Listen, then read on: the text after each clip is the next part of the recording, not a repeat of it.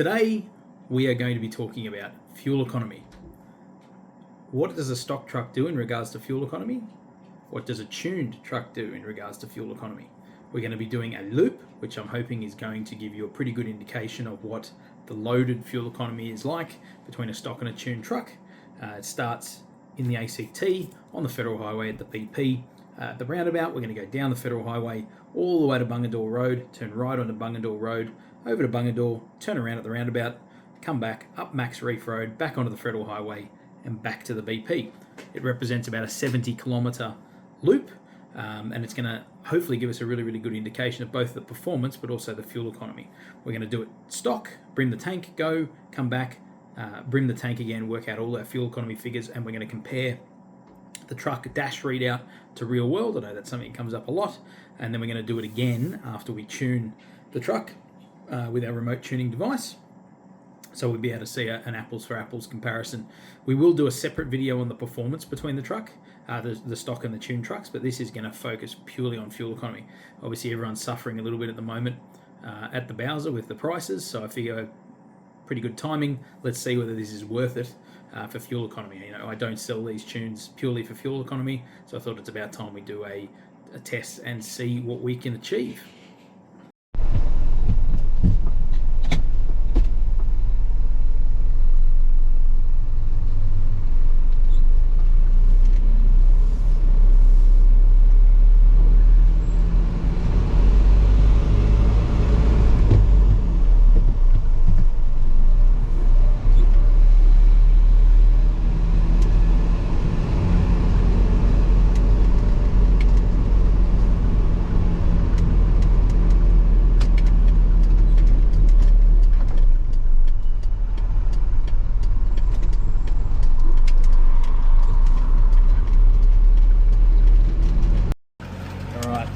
Pulled out of the service station, spent my entire life savings.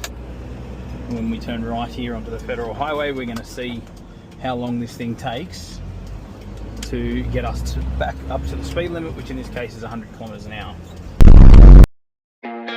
Always were a dreamer as a child.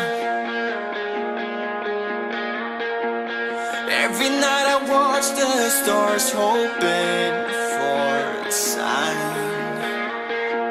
My father said, come down to earth, my son. But in my heart I knew there's something more out there. So follow me, just follow me. Yeah, follow me to another world. So follow.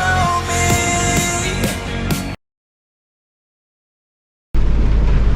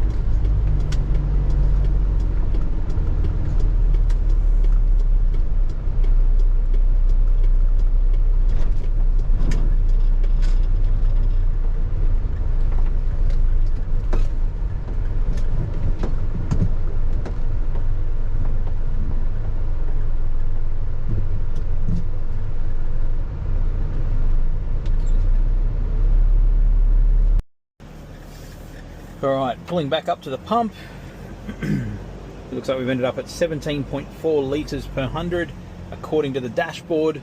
We'll stop our timer and trip tracker now and fill up and see how close the dash is.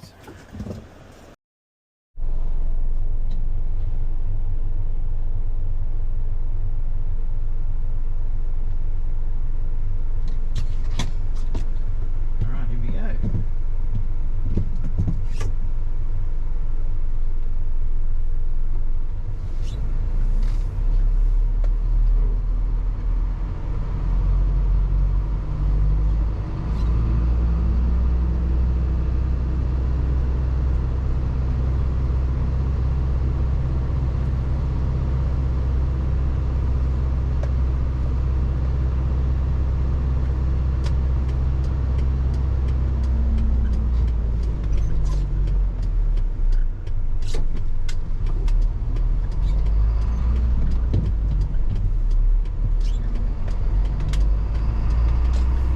Go. We'll try and do this same acceleration test. Sneaking through this roundabout right now. Beautiful. Taking 40 k's an hour. Fourth gear. Exactly the same. Bit of gap in traffic. Hopefully we won't just get wheel spin. To another world, so follow me. Just follow me. Yeah, follow me to another world.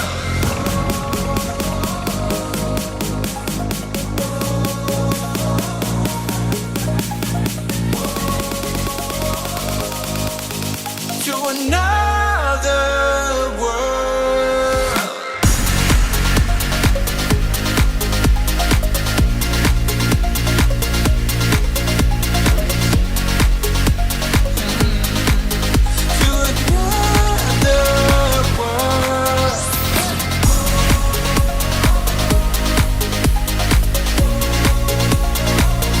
Yeah, follow me to another world.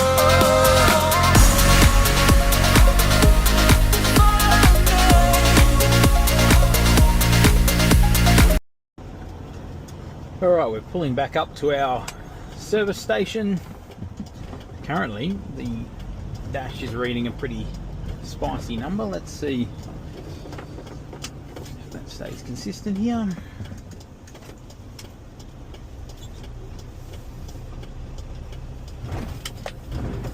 So pulling back up to the pumps, we are reading 15.0 litres per 100 k's. Which is almost 2.5 litres per 100 k's better than what it read when we did that same trip standard. So it's going to be interesting to see how that compares to what we actually do at the pump. Let's check. Okay, so we've done our tests, we've done our stock, our tuned, obviously we're fully loaded. Weight wise, the trailer by itself is 1.1 tonne. The M2 that was on there is around 1.6 give or take, so we're talking sort of 2.7 tonnes, so between 2.6 and 2.9 tonne. There wasn't much in the back of the truck, so let's call it 3.5. So we're talking, let's say, somewhere between 6.2 and 6.5 tonnes loaded.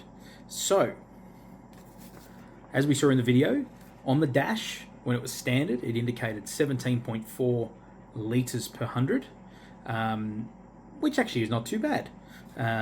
So we had the odometer telling us that it did 70.6 kilometres, but with the application I used to track the trip, it said 66.9 k's. So I'm going to go with the application, lower k's. Obviously the fuel economy will be higher, which is more accurate, I think. So when we actually calculate the fuel economy, so we put 13.46 litres of diesel in after our run for 66.9 kilometres, so we end up with a figure of 20.12 litres per 100 kilometres based on real world Bowser figures as well as GPS backed distance. And that sounds about right, 20 litres per 100 towing a race car like that, reasonably hilly terrain, I think that's pretty good.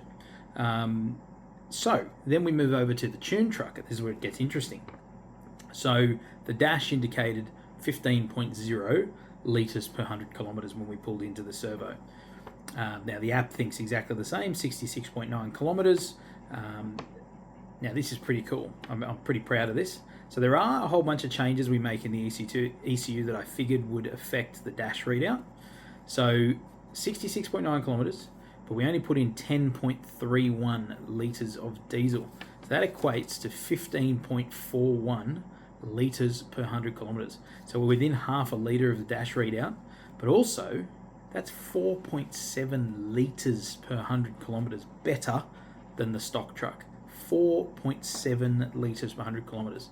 So, you know, at the current fuel prices, in fact, I paid $2.959 per litre at the BP on that particular day. Call it $3.